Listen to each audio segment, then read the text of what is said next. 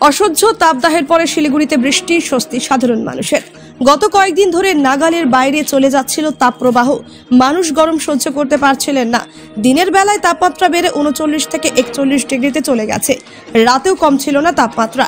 কয়েকদিন ধরে প্রচন্ড গরমে এবং আর্দ্রতায় নাজেহাল হয়ে গিয়েছিলেন শিলিগুড়ির মানুষ। অবশেষে গতকাল রাত 11টা থেকে নামলো বৃষ্টি। স্বস্তি পেলেন মানুষ। যদিও বৃষ্টির কারণে পুজোর প্যান্ডেলের কাজ অনেকটাই বিঘ্নিত হলো, তবুও বৃষ্টিতে স্বস্তি ফিরল মানুষের।